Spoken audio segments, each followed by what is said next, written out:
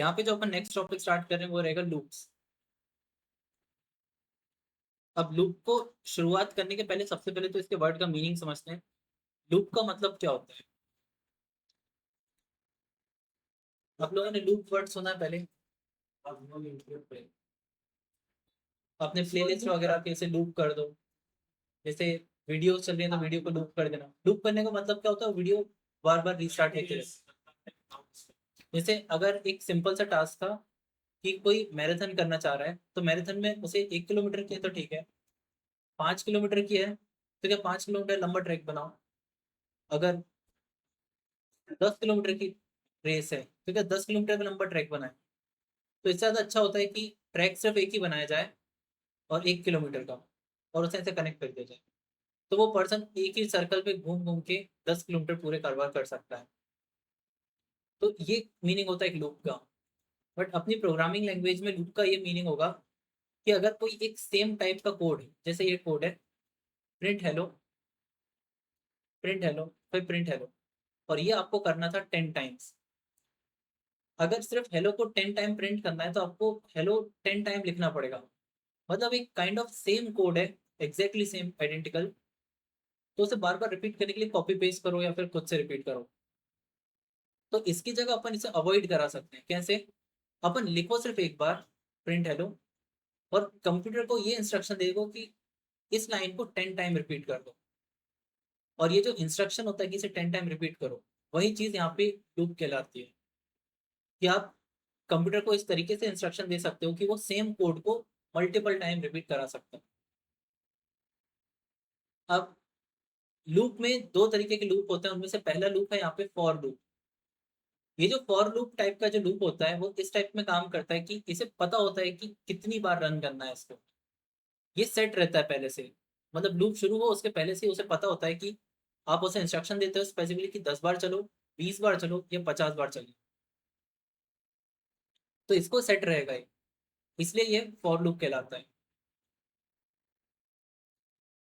तो इसको अपन इंस्ट्रक्शन देते कैसे हैं? अपन इसको इंस्ट्रक्शन ऐसे देते हैं।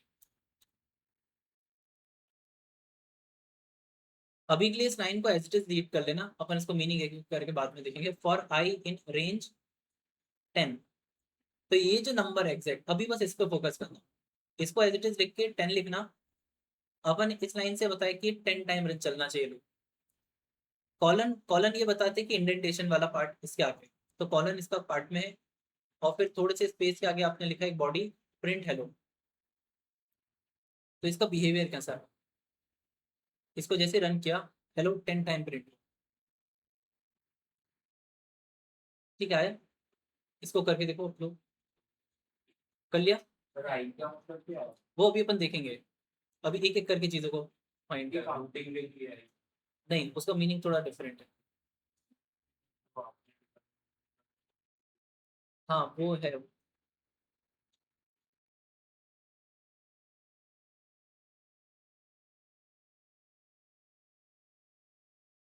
एक ही साथ सारी चीज बता देंगे तो कंफ्यूजिंग हो जाएगा। एक एक करके इसको सॉल्व करते हैं, पहले सिर्फ इस नंबर को पहचानेंगे।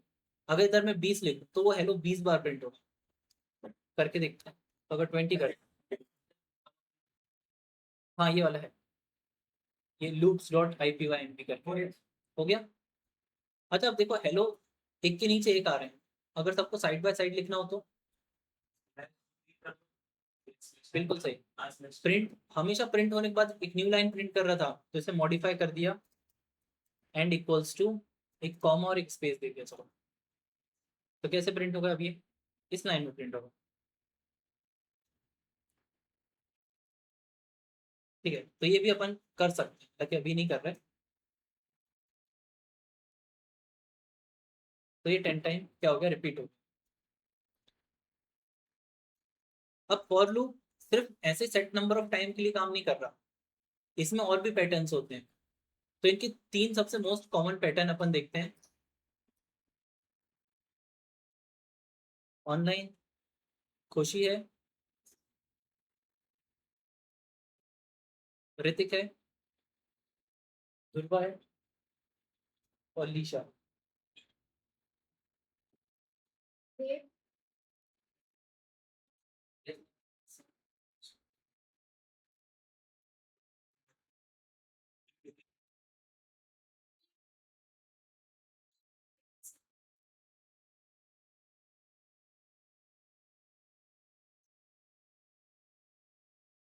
ठीक है, आगे अब फॉर लूप का दूसरा पैटर्न देखते हैं।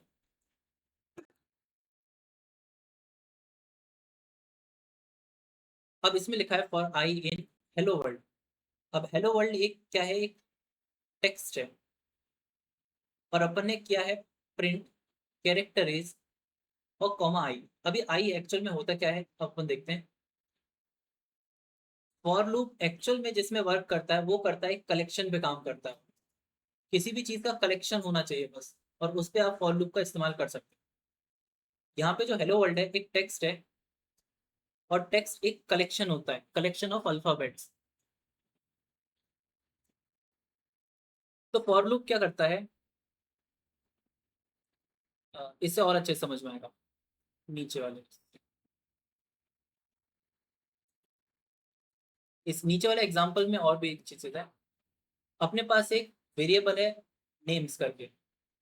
अपन यूजुअली क्या करते हैं, एक वेरिएबल के अंदर एक ही इंफॉर्मेशन को स्टोर कर पाते हैं। बट अपने पास एक डेटा टाइप और होता है जो एक साथ बहुत सारी इंफॉर्मेशन को स्टोर करता है और उसको एक कलेक्शन में बना के स्टोर करता है। ये कलेक्शन होता है एक लिस्ट टाइप का। और लिस्ट कैसी दिखती है, स्क्वायर ब्रैकेट के अंदर मल्टीपल वेरिएबल लिख दो डेटा, और उनको कॉमा से सेपरेट कर दो, तो एक कलेक्शन बन गया। अपने पास एक टास्क था कि आपके पास एक गेस्ट की लिस्ट है, ये लिस्ट हो सकता है 200 नेम की हो, और आपको सिर्फ एक सिंपल सा टास्क था, सबको गुड मॉर्निंग विश करना था। तो एक ऐसा प्रोग्राम चाहिए जो गुड मॉर्निंग रोहन, उसके बाद गुड मॉर्निंग मोहित, उसके बाद गुड मॉर्निंग कुणाल, उसके बाद गुड मॉर्निंग सुमन, इस टाइप से हर एक को ग्रीट करे। तो अगर आप प्रोग्राम लिखने जाओगे तो गुड मॉर्निंग का टेक्स्ट आप देखोगे कॉमन है प्रिंट के अंदर, ठीक है। तो गुड मॉर्निंग का टेक्स्ट कॉमन है, कॉमा एक नेम आएगा। तो ये नेम हो सकता था रोहन आए, कुणाल आए, मोहित आए, ये सब नेम आते। तो अपन एक एक करके 200 बार प्रिंट इस तरीके से लिखने से अच्छा था, अपन ने क्या किया, कॉमन पार्ट पहचाना, इतना पार्ट कॉमन है, ठीक है, बस ये नेम बदल रहा है। तो अपन ने क्या किया, फॉर लूप को बोला कि फॉर लूप एक लिस्ट ले लो नेम नाम की, और इस नेम नाम की लिस्ट से एक एक नेम को आप देते जाओ। तो ये क्या करता है, एक वेरिएबल बनाता है आई नाम का, और उसमें लिस्ट का पहला एलिमेंट उठा लेता है रोहन। मतलब ये दिखेगा नहीं ये वाला पार्ट आपको, बट ये पार्ट एग्जीक्यूट हो रहा होता है।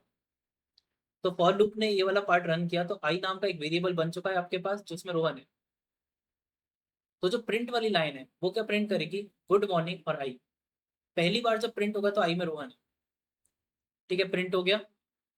आपने लूप की बॉडी खत्म हो गई, तो लूप क्या करेगा, दूसरी बार रन होगा, और दूसरी बार आई में दूसरे नाम को स्टोर करेगा, आई इक्वल्स टू मोहित, और फिर से इस लाइन को रन करेगा। तो इस बार क्या प्रिंट होगा, गुड मॉर्निंग मोहित। जब लूप तीसरी बार रन होगा तो कुणाल रख के देगा, चौथी बार रन होगा तो सुमन। अब लिस्ट खत्म हो गई, तो लूप भी क्या हो जाएगा, एंड हो जाएगा, ठीक है। अगर अपन ने इसे रन किया तो आपको रिटर्न कुछ इस तरीके का मिलेगा, हर एक पर्सन के लिए गुड मॉर्निंग। तो यहाँ पे जो अपन इस तरीके से लिखते हैं फॉर, फॉर इसको इनिशिएट करने के लिए लिखते हैं। अपन ने आई लिखा है, यहाँ पे कुछ भी लिखा जा सकता है, ABCD XYZ, वेरिएबल का पूरा नाम सब कुछ। बट कन्वेंशनली जो लोग इस्तेमाल करते हैं वो आई को इस्तेमाल करते हैं। इनके आगे अपन एक कलेक्शन देते हैं। अब ये कलेक्शन एक लिस्ट है अपने केस में, तो लिस्ट से एक एक एलिमेंट उठाएगा। अगर टेक्स्ट होगा तो एक एक अल्फाबेट उठाएगा, और रेंज होता है तो रेंज को भी अपन अभी आगे जाके। इसमें फॉर लूप के अंदर जितना भी पार्ट इंडेंटेशन के अंदर होगा सिर्फ वही रिपीट होगा। मतलब 4 नेम थे तो 4 बार सिर्फ इतनी लाइन प्रिंट हुई। अब जब लूप खत्म हो गया तो इतना पार्ट पूरा एग्जीक्यूट हो चुका था, तो फिर आखिरी में क्या एग्जीक्यूट हुआ, फिर प्रिंट एंड। तो अपने को एंड यहाँ पे दिख गया। अगर अपन एंड को इसकी बॉडी के अंदर कर देते तो क्या हो जाता, लूप के अंदर की बॉडी कितनी बन गई अब, 2 लाइन। तो 4 बार ये दोनों की दोनों लाइन प्रिंट होंगी, मतलब कि टोटल 8 लाइन मिलेगी अपने प्रिंट।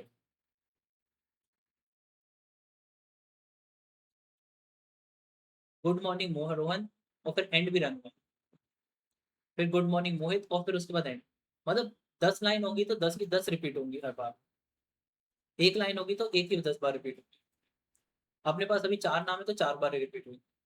और इसको इसकी बॉडी के बाहर करने से होता क्या है, फॉर लूप के अंदर का पार्ट सिर्फ इतना था तो इतना ही रिपीट हुआ, और एंड सिर्फ एक ही बार आया। ठीक है, इसको लिख लेना।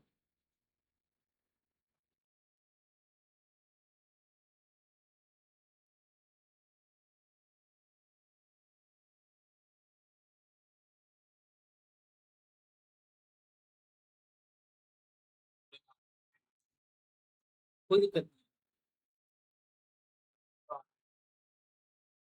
वो बस ये समझाने के लिए था कि फॉर लूप के अंदर की बॉडी कितनी हो सकती है, मतलब जितना भी इंडेंटेशन वाला पार्ट होगा वो सब उसकी बॉडी का है।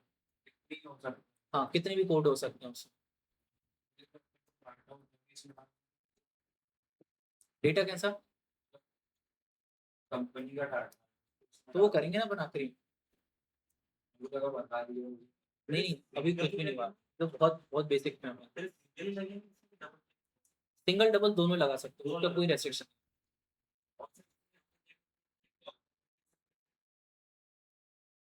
हाँ, कुछ भी ले सकता है फॉर लूप, कुछ भी। बस वो एक कलेक्शन होना चाहिए।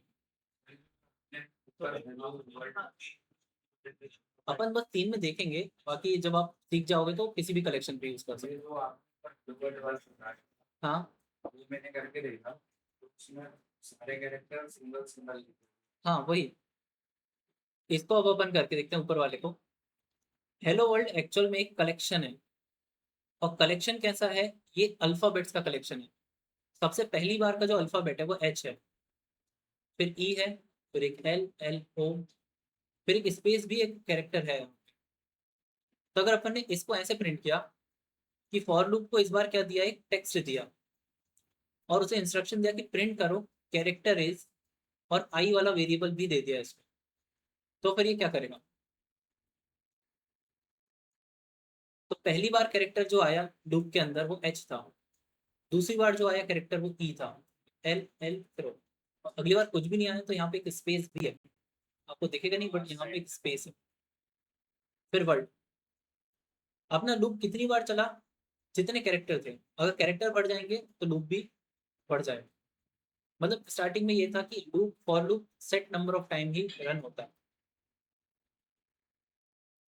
ठीक है, आगे तो ये 3 टाइप का है। एक तो रेंज हो गया, जो सेट नंबर ऑफ टाइम चलाता है, 50 बार, 20 बार, 30 बार, जितनी बार चलाना उतना पास है। एक हो गया अल्फाबेट्स, अल्फाबेट्स के अपन एक एक सिंगल अल्फाबेट रीड कर सकते हैं। और लिस्ट टाइप के डेटा में भी वो मल्टीपल लिस्ट, मतलब जितने भी मल्टीपल एलिमेंट्स हैं उस लिस्ट के अंदर वो सबको एक एक करके आपको देगा।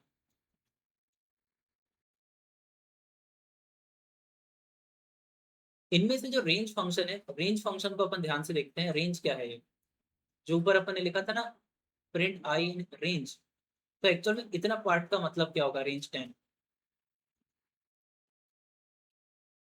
जब भी आपको सीक्वेंस जनरेट करना हो, नंबर के सीक्वेंस, और स्पेसिफिकली इंटीजर के, तो आपके पास एक फंक्शन होता है रेंज नाम का।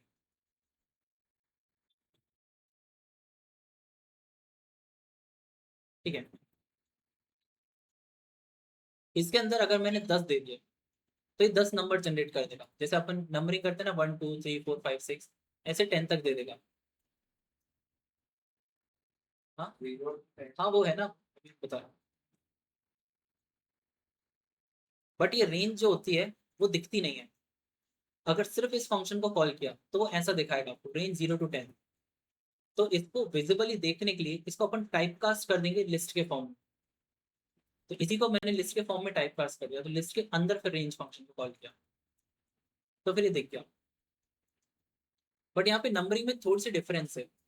अपन यूजुअली नंबरिंग को 1 to 3 से स्टार्ट करते हैं। ये आप नोट करके रखना, पाइथन में नंबरिंग हमेशा 0 से शुरू होती है। 0 आपके लिए फर्स्ट नंबर है।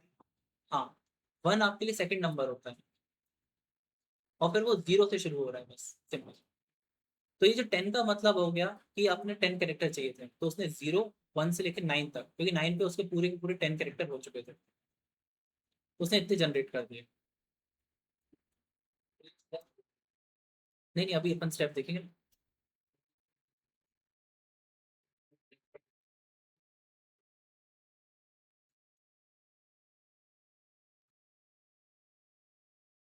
नहीं, बस काइंड ऑफ यहाँ पे नंबरिंग जीरो से शुरू होती है पाइथन। बस अभी के लिए इतना ही देखते हैं।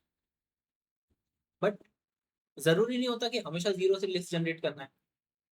अगले क्वेश्चन में अपने को है कि 5 से लेके 15 तक के चाहिए आपको, कि 5 6 7 8 9 10 11 12 13 15। तो फिर अपन रेंज फंक्शन में दो आर्ग्यूमेंट पास करेंगे, एक स्टार्टिंग और एक होगी एंडिंग। तो अपन ने कुछ इस तरीके का लिखा, लिस्ट, लिस्ट के अंदर लिखा रेंज 5 to 15।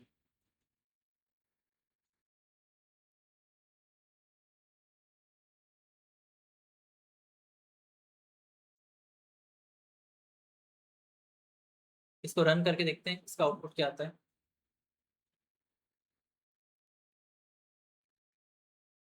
हाँ, 5 से शुरू तो किया इसने, सब कुछ दिया, बट 14 तक के गया, 15 नहीं मिला। ये दूसरा पॉइंट है जो आपको नोट करके रखना पड़ेगा। पहला तो है कि नंबरिंग जीरो से शुरू होगी और एंडिंग कभी इंक्लूड नहीं रहेगी। Python never includes ending. चाहे वो डेटा के काम कर रहे हो, लिस्ट पे, इंडेक्सिंग पे, किसी पे भी काम करेंगे फ्यूचर पे जाके, कभी एंडिंग आपकी रेंज की इंक्लूड नहीं होगी। तो अगर 15 तक के स्ट्रिक्टली चाहिए नंबर, तो आप सोच सकते हो कि 15 अगर अपने को चाहिए तो अपने को 16 लिखना पड़ेगा। तो वो 16 को हटा देगा और रखेगा कहाँ तक, 15 तक। तो अपने को हमेशा एक नंबर ज्यादा लिखना पड़ता है एंडिंग में। तो अगर एक्चुअल में एक 5 से 15 तक चाहिए, तो अपने को लिखना पड़ेगा लिस्ट फ्रॉम रेंज 5 to 16। तो प्रॉपर लिस्ट मिलेगी 5 से लेके 15 तक।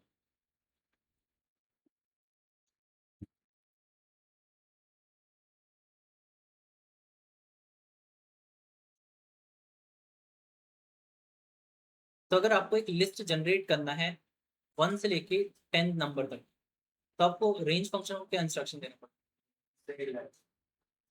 रेंज फंक्शन में 1 to 11, तो आपको एक रेंज मिल जाएगी 1 से लेके 11 10 तक।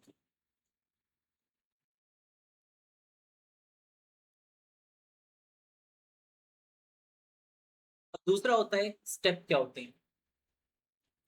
फॉर एग्जाम्पल,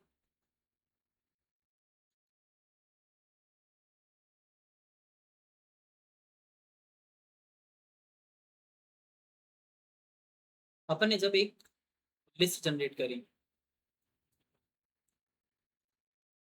ये अपनी लिस्ट है, ठीक है। जस्ट इमेजिन करो कि अगर 2 के ऊपर कोई पर्सन खड़ा है, तो वो जब चलेगा, वॉक करेगा, तो एक समय पे एक स्टेप लेता है। तो अगर उसने एक कदम लिया तो वो 3 पे जाएगा, फिर वो जाएगा 4 पे, फिर 5 पे, फिर 6 एंड सो ऑन। बट अगर ये दो स्टेप एक ही बार मिले, तो 3 पे वो कदम नहीं रखेगा, वो डायरेक्टली जाएगा सीधा 4 पे। फिर दूसरी जो स्टेप लेगा वो लेगा सीधा 6 पे, फिर वो लेगा सीधा 8 पे। हाँ, ये तो हो गया, वो भी अपन कर सकते हैं। तो समझ में आया कि एक सिंगल स्टेप पे क्या असर हो सकता है और दो की स्टेप की लिस्ट क्या बन सकती है। अगर यही चीज 3 पे लेता तो वो, तो यहाँ से खड़ा है वो, तो पहली भी स्किप करेगा, दूसरी पे, और सीधा जाएगा 5 पे। फिर 5 से वो सीधा जाएगा 8 पे। आया कि स्टेप क्या कर सकती है। तो इसमें रेंज फंक्शन में एग्जैक्टली 3 आर्ग्यूमेंट मिलेंगे आपको। पहला मिलेगा स्टार्ट, दूसरा मिलेगा एंड, और तीसरा मिलेगा स्टेप। अगर एक पास करोगे तो एंडिंग लेगा, दो पास करोगे तो स्टार्टिंग और एंडिंग, तीन पास करोगे तो स्टार्टिंग एंड और स्टेप लेता है।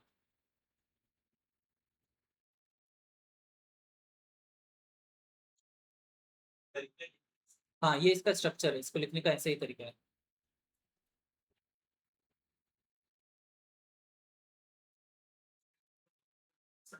नहीं, सिर्फ नंबर, और नंबर भी सिर्फ इंटीजर्स।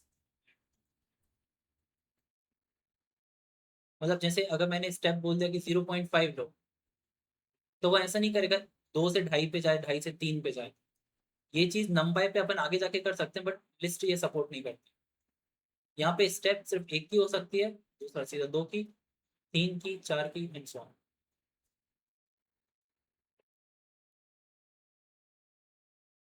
तो अगर अपन ने ऐसे लिखा, सब पहली वाली लिस्ट को प्रिंट होते हुए देख सकते हो।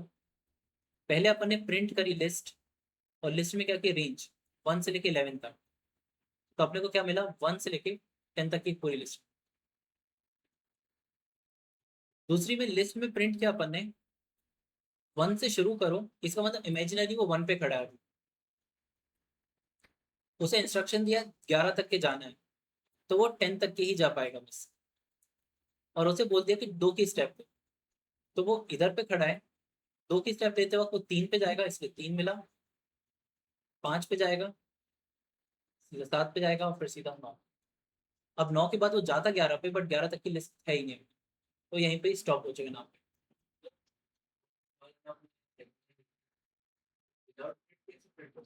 ये जुपिटर लैब में, मतलब जुपिटर और इस टाइप के इन्वायरमेंट में आखिरी लाइन ऑटोमेटिकली प्रिंट होती है, इसलिए प्रिंट करने की जरूरत नहीं पड़ती। प्रिंट लगा दो उसके बाद, हाँ, बट इसका प्रॉपर तरीका तो यही होता। तो देखिएगा,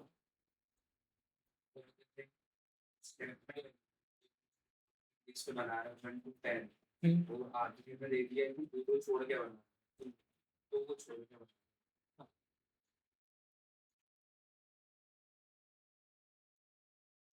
थ्री का तो थ्री मतलब थ्री वन पहले थ्री नहीं होता। अगर जैसे आप इमेजिन कर रहे हो, हाँ ये बस प्रिंट कर रहा है, बना नहीं रहा। असाइन कर देंगे तो बन जाएगी।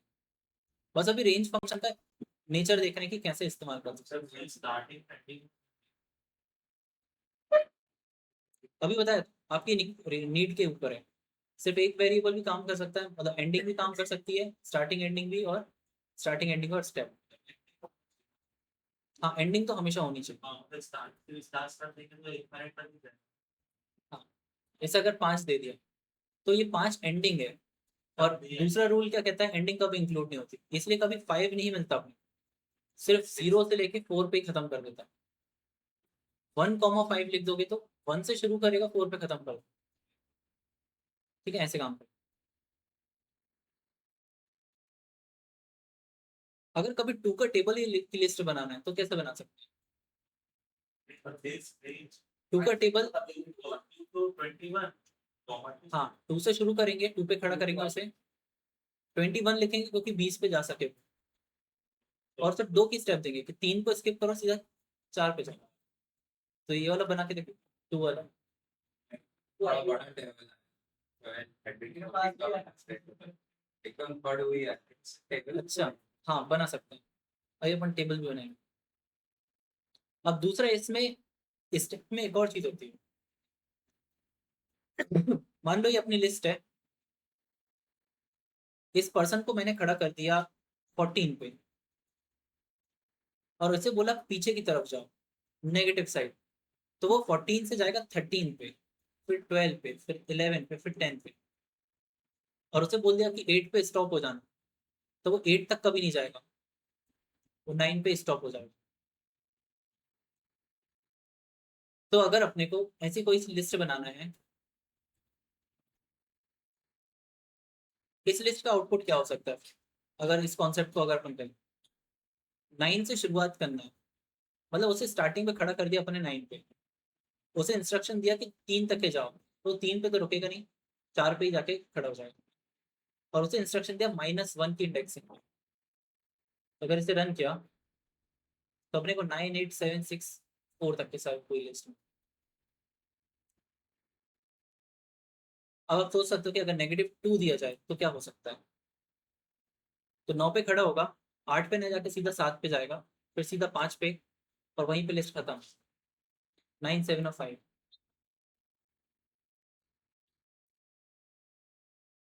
तो इस तरीके से आप जैसी चाहो वैसी लिस्ट जनरेट कर सकते हो, कहीं से भी शुरुआत कर सकते हो, कहीं पे भी एंडिंग। अगर आपको ये बनाना है,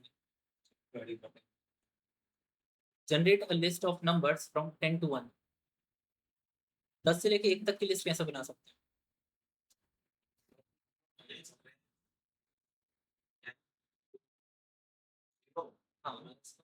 -1, ठीक है। 10 से जाओ 0, तो 0 पे ना जाके 1 पे रुक जाएगा, तो -1 की स्टेप देना है।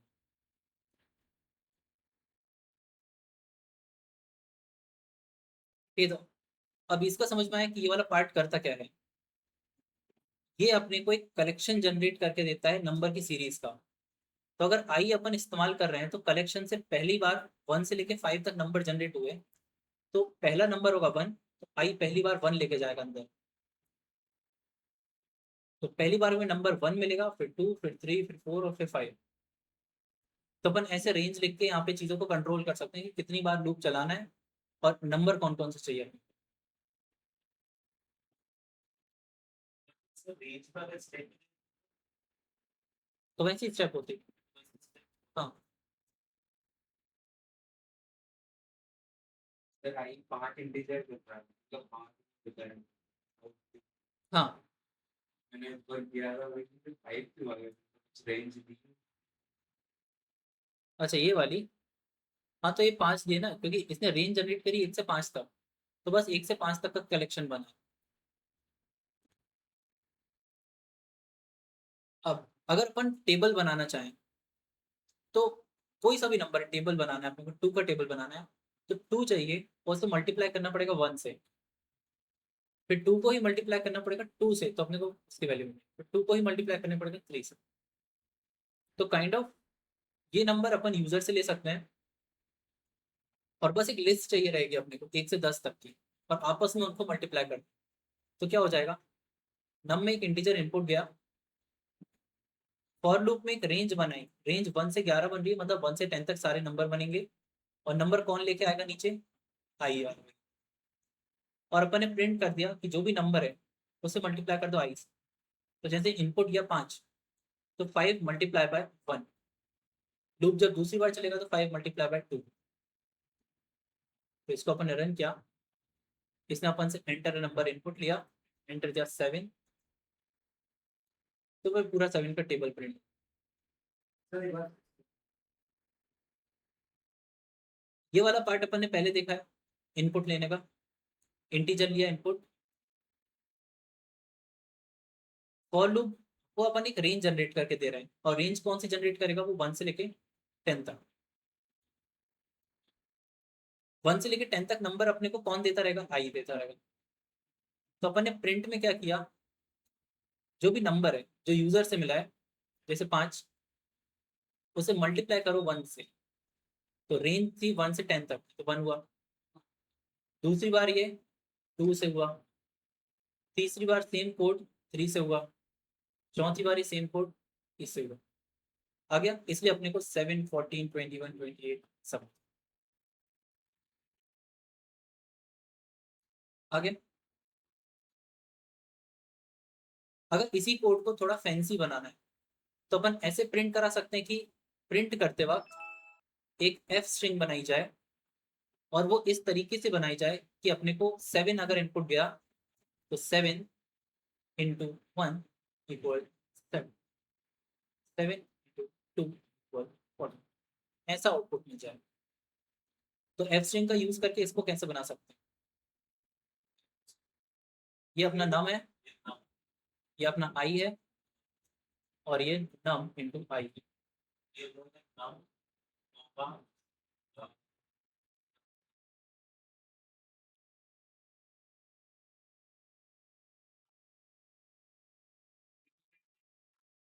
हाँ मल्टीप्लाई साइन, देन फिर आई आएगा कॉमा, हाँ, और देन फिर और आपका, तो काइंड ऑफ इमेजिन कर सकते हो, ये सब वेरिएबल है, ये वेरिएबल है, ये वेरिएबल है, ये वेरिएबल है, कैलकुलेशन, और ये सिंपल टेक्स्ट है। तो एक सिचुएशन आ गई, मल्टीपल वेरिएबल मल्टीपल टेक्स्ट एक साथ, तो अपन ऐसे कर सकते हैं, प्रिंट एफ स्ट्रिंग, सबसे पहले नम, तो नम एन लगा दिया, एक बड़ा सा एक्स आई, नहीं नहीं, अपन ये कोड्स के अंदर लिखते ही इसलिए कि बार बार ऐसा ब्रेक नहीं करना पड़े, पूरा एक ही टेक्स्ट में एक बड़ा सा इक्वल टू और नम इंटू आई, और ये एफ को क्लोज कर दिया। अगर इसको अपन बना के रन करते हैं तो कुछ ऐसा बने। एफ में num into I into this. So run किया 7 दिया, तो अपने को पूरा फैंसी तरीके से मिलेगा।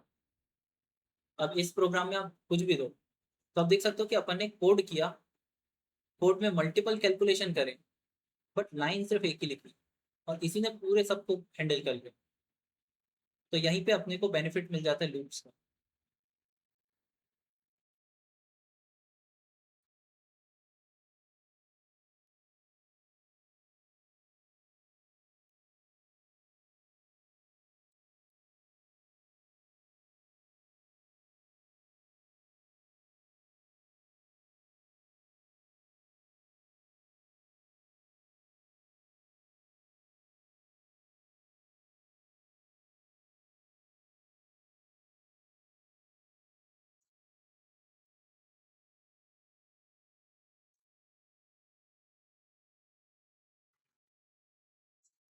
कहाँ पे? ये अपने को बस एक ही इक्वल शो करना है, तो बस एक ही इक्वल आएगा।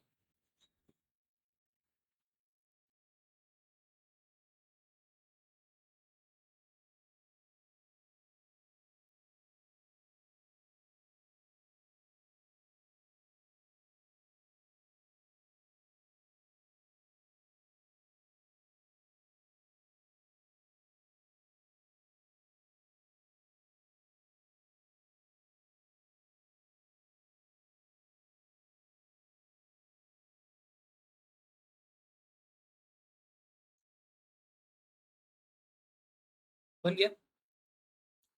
अब ये वाला टास्क करके देखो आप लोग। Write a program to print the number and its square.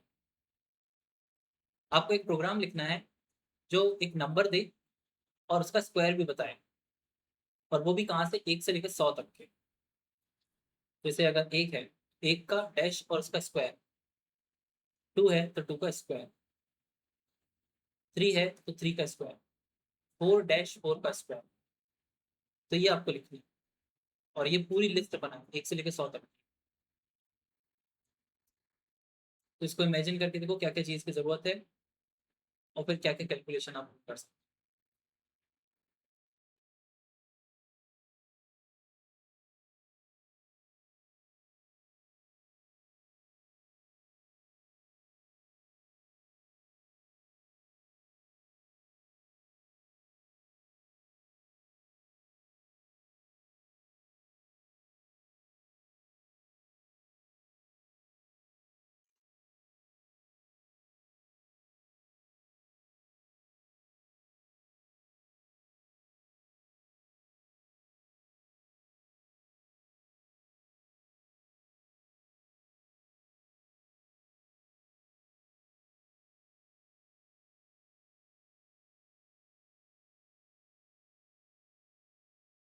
तो लिख लिया है आपने?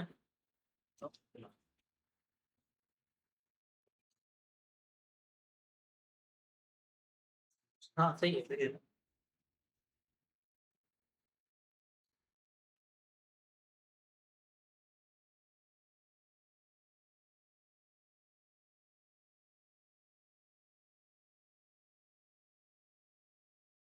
आया हुआ सबका? कैसे करेंगे अपन? फॉर लूप को इनिशिएट किया, और आई इन, रेंज चाहिए 1 से लेकर 100 नंबर तक। तो ये सीरीज जनरेट करने के लिए अपन ने रेंज फंक्शन को यूटिलाइज किया। 101 तक गए तो 100 पे वो खत्म कर दे। कॉलन दिए, प्रिंट दिया, एफ स्ट्रिंग बनाया, नंबर आ जाए तो नम ऊपर अपन ले चुके हैं मान दो, नम, फिर एक डैश, और फिर num to the power of 2, या फिर नम इंटू नम, दोनों से। अब तो ये अपने को पूरी एक लिस्ट जनरेट कर देगा 1 से 100 तक नंबर की, और सबके स्क्वायर दे देगा। Sir inter number. नंबर को इनपुट लेंगे ना अपन, तो जब फंक्शन रन करेगा सर तो ये यूजर देगा। हाँ तो कुछ भी दे दो। टू दे दी। हाँ नहीं नहीं, इसमें सॉरी, इनपुट तो लेना ही नहीं है सर। ये आई है, आई इंटू इंटू नंबर, इनपुट लेना ही नहीं रहेगा, क्योंकि इसमें तो अपने को नंबर्स का स्क्वायर चाहिए ना 1 से 100 का। तो इसी जगह आई है। हाँ, ये नम की जगह इन दोनों पोजीशन में क्या है, आई है। आई पहले आई आएगा तो 1 2 3 की सीरीज है, ब्रैकेट और ये आई ये टू दी माइनस पावर बन है। जाएगा, ये डैश है बस, ये एज अ टेक्स्ट है ये वाला। मतलब इसमें नाम आएगी। हाँ, इसमें नम नहीं होगा। स्क्वायर इसमें ये कुछ ऐसा आ सकता है, और I in range 1,101 print I dash और I to the power of.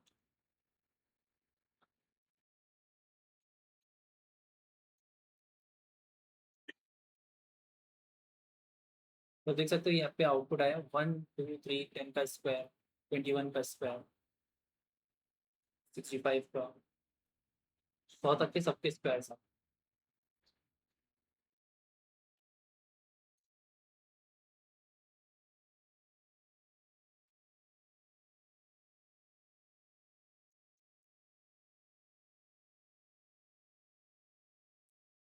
अब अपन लूप को थोड़ा सा और आगे तक लेके जाते हैं। अपने पास एक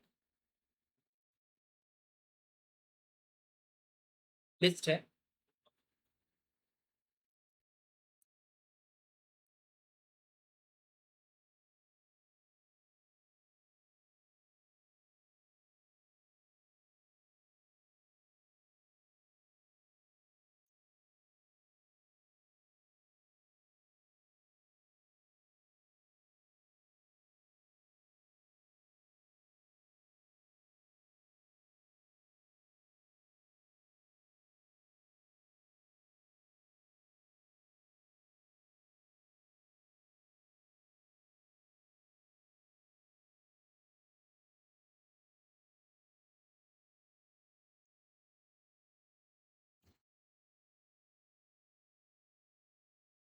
अपने पास क्या है, एक सेल्स नाम की एक लिस्ट बनी हुई है, और सेल्स में कुछ अमाउंट लिखे हुए हैं। ठीक है, 23 230 और सारे। अगर अपने पास एक लिस्ट होती है तो उसका एज अ ह्यूमन आप किस तरीके से टोटल करोगे? अपने पास जैसे कुछ नंबर आते हैं, तो अपन ऐसा नहीं कि अपन के माइंड में सम फंक्शन अपन तुरंत लगा देते हैं। अपन यूजुअली एक नंबर को उठाते हैं, 230 को जैसे उठाया, फिर उसको माइंड में रखते हैं, और माइंड में रखने के बाद फिर दूसरा नंबर भी निकाल उठाते हैं, 458। फिर इन दोनों को ऐड करते हैं, और इन दोनों का जो रिजल्ट आता है उससे फिर अपन इसको ऐड करेंगे। फिर इन दोनों का जो एडिशन होकर जो फाइनल रिजल्ट आएगा उसको अपन इस नंबर से ऐड करेंगे। फिर उन दोनों का जो रिजल्ट आएगा उसको फिर अपन इस नंबर से ऐड करते हैं, और फिर जब सारे नंबर को एडअप कर देंगे तो जो लास्ट में बचेगा वो अपना क्या बचेगा, टोटल बचता है। अब बस यहाँ पे अपन ने टोटल को इमेजिन करने की जगह एक वेरिएबल में बना लिया। अब अपन ने वेरिएबल में क्या रखा, शुरुआत में एक जीरो रख लिया। अब जीरो रखने से होगा क्या, अपन जब 230 को जीरो से ऐड करेंगे तो एक्चुअल में 230 ही रहेगा।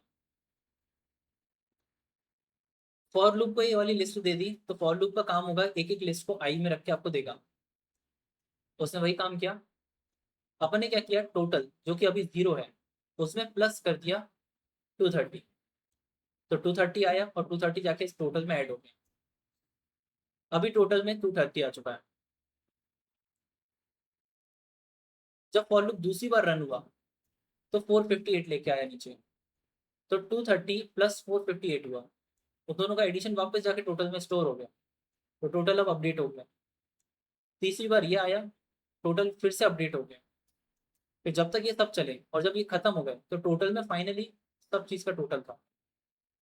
तो अपन ने प्रिंट किया टोटल, और इसको क्रॉस चेक करने के लिए सम करके देखा सेल्स का कि मैच हो रहा है कि नहीं। तो अपन इसे रन किया, और आप देख सकते हो दोनों में ही 3288। एक अपन ने मैनुअली फॉर लूप का यूज करके टोटल निकाला, और एक इनबिल्ट फंक्शन था यहाँ पर।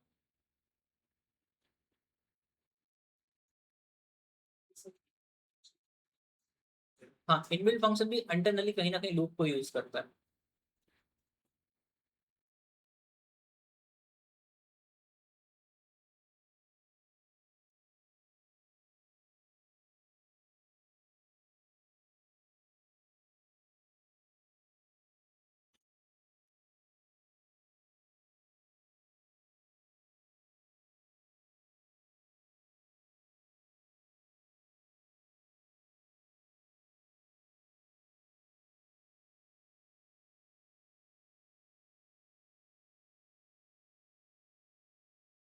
अच्छा, इतने पार्ट में जो अपन ने टोटल लिखा है, इसमें दो बार टोटल को ना इस्तेमाल करके टोटल प्लस इक्वल टू आई भी कर सकते थे, तो उसे टोटल को दो बार रिपीट नहीं करना पड़ता।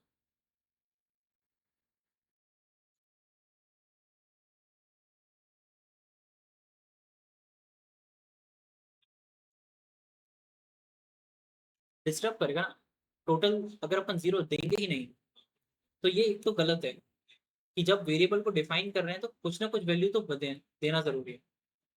वन दे दी तो फिर क्या हो जाएगा, टोटल गलत नहीं हो जाएगा, क्योंकि वन भी उसमें ऐड हो जाए। इसलिए अपना टोटल डिस्टर्ब ना हो, इसके अपन सिर्फ जीरो देते हैं, नल नहीं दे सकते, क्योंकि नन टाइप का डेटा टाइप में अपन एडिशन नहीं कर सकते ना नंबर्स का, तो ये एक एरर है। Unsupported operand plus for none type and integer, एक प्लस सिर्फ और सिर्फ एक इंटीजर और एक इंटीजर पे हो सकता है। नन एक खाली है, ब्लैंक है, वो एग्जिस्ट नहीं करता, वहां पे कोई डेटा एग्जिस्ट नहीं करता। हाँ, तो एक एडिशन सिर्फ और सिर्फ एक नंबर टू नंबर ही हो सकता है। तो अपन ऐसे खाली भी छोड़ दें उसे स्पेस वगैरह, तो वो भी गलत है कि आप एक स्ट्रिंग को इंटीजर से नहीं जोड़ सकते। तो नंबर में अपन रेंडमली कुछ नंबर रख नहीं सकते, तो वो अपना टोटल डिस्टर्ब कर देगा। तो सिर्फ पूरे नंबर में सिर्फ एक ही नंबर है जो अपने को डिस्टर्ब नहीं करेगा, प्रॉपरली काम करेगा, वो है। ठीक है, आगे। अब ये वाला प्रोग्राम कैसे बना सकते हैं, काइंड ऑफ इसमें लॉजिक ऐसा ही लगेगा। Count how many character are in this text. नहीं, पाइथन में नल इस्तेमाल नहीं होता, नल की जगह पे ही उनका रिप्रेजेंट करने के लिए नन है, ये यहाँ का नल वैल्यू। और एक्सेल में देखा जाए तो ब्लैंक सेल। तो सब एक ही चीज है, सबको कॉल करने का, बात करने की तरीके अलग है। एक्सेल में होगे तो ये कहोगे, एसक्यूएल में होगे तो ये कहोगे, पाइथन में रहोगे तो नन कहोगे। ये वाला क्वेश्चन आया, कैसे इसको सॉल्व किया जा सकता है। टेक्स्ट को रेंज में कन्वर्ट कर सकते रेंज में करने क्यों है, अपन ने ऊपर देखा तो डायरेक्टली काम करता है उस पर। हैं। काइंड ऑफ अपने को यहाँ पे टोटल तो निकालना नहीं है, काउंटिंग करना है। काउंट नाम का वेरिएबल एक इमेजिनरी बना लिया जिसमें जीरो वन सेट करके रखा, फॉर लूप का यूज किया और उसको हेलो वर्ल्ड दे दिया। इसमें आई तो दिया अपन ने, बट आई का कोई काम है नहीं अपने को। अपने को आई में जब पहली बार कोड रन हुआ फॉर का और अपन यहाँ पे आए, तो अपने को सिर्फ और सिर्फ काउंट की वैल्यू को एक बढ़ाना है। अब काउंट की वैल्यू एक कैसे बढ़ा सकते हैं, count plus equal to one. तो जब एच आया तो वो आई लेके तो आया था एच नीचे, बट आई को अपन ने कुछ यूज ना किया, बट काउंट को एक बढ़ा दिया, तो एच आया अपने पास।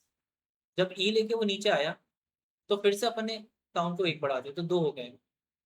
एल लेके आएगा तो तीन, चार, पाँच, छ, सात, आठ, नौ, 10, 11।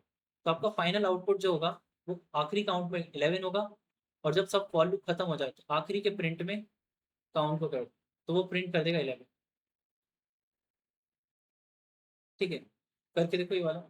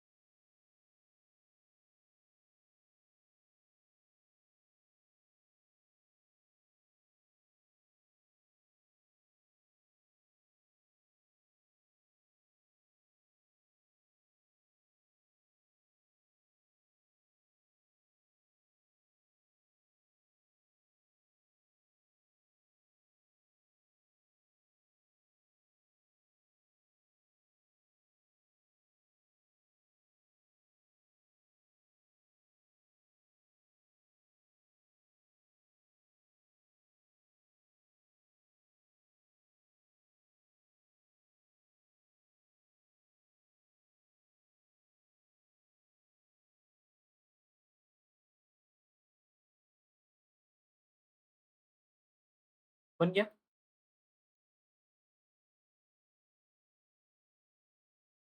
और अगर इसके क्रॉस चेक करना है तो यहाँ पे लेंथ कैलकुलेट करने के लिए लेंथ फंक्शन के अंदर पास कर दो टेक्स्ट। तो लेंथ फंक्शन यहाँ पे लेंथ कैलकुलेट करता है, जैसे एक्सेल वगैरह में लेंथ फंक्शन है ना, वैसे यहाँ पे भी लेंथ। ये काइंड ऑफ कुछ यूनिवर्सल फंक्शन है, हर जगह एक जैसे हैं, round function, length function, ABS, सब एक जैसे हैं।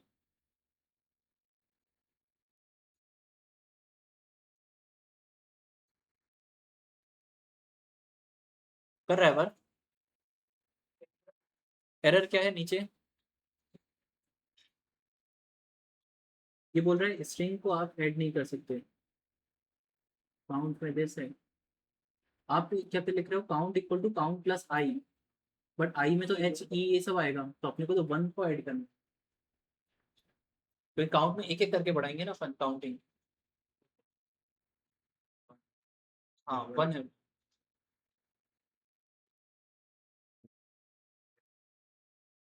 सही। आपके एरर क्या है? बस आखिरी की लाइन रीड कर दो। तो ऊपर कभी काउंट आपने बनाया ही नहीं है, ये वाली लाइन रन नहीं करी, या फिर काउंट की स्पेलिंग मिस्टेक है।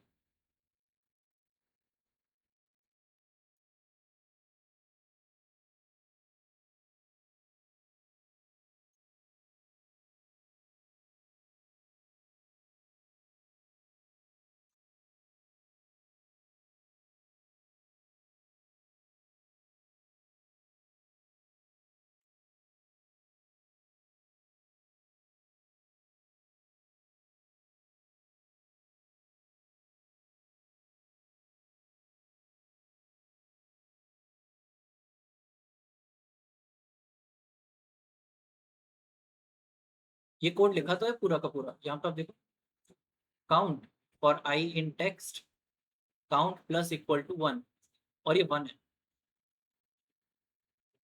और फिर प्रिंट करना है काउंट।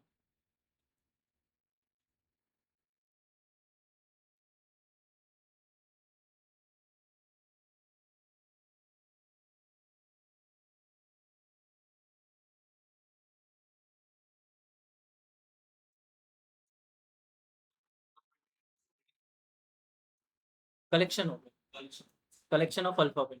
टेक्स्ट एक कलेक्शन ऑफ अल्फाबेट है, रेंज एक कलेक्शन ऑफ नंबर्स है, और लिस्ट एक कलेक्शन ऑफ एलिमेंट्स। हालांकि अभी अपन जब लिस्ट को डिटेल में देखेंगे ना तो आगे समझ में आएगी बहुत सारी चीज। Text string,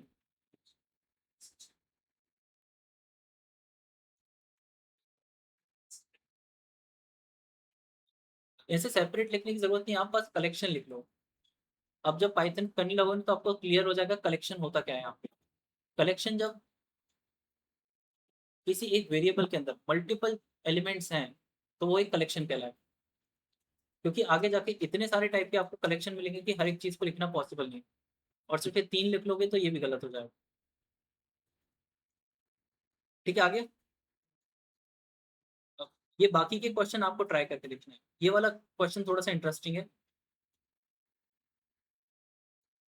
find average of weight. आपके पास वेट नाम का एक कलेक्शन है जिसमें मल्टीपल लोगों के वेट्स स्टोर हैं, एक लिस्ट है, आपको एवरेज वेट बताना है, बिना एवरेज फंक्शन यहाँ पे लगाए। हालांकि एवरेज फंक्शन पाइथन में है नहीं। तो एवरेज का फॉर्मूला क्या होता है? हाँ, total divided by number of observation.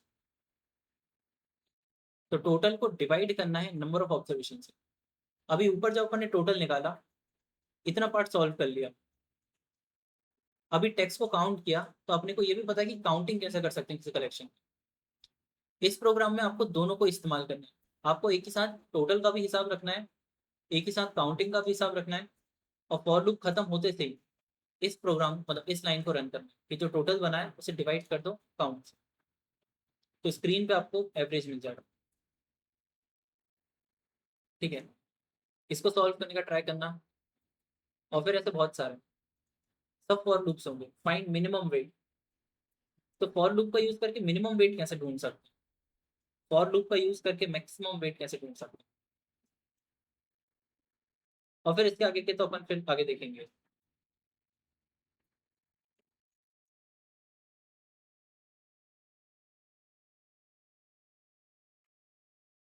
Python लगभग 1.5 महीने का है, मतलब ऑन एन एवरेज 30 क्लासेस। हाँ, ये जितने भी क्वेश्चंस है ना, ये सब अगर आप सॉल्व करोगे तो फिर बहुत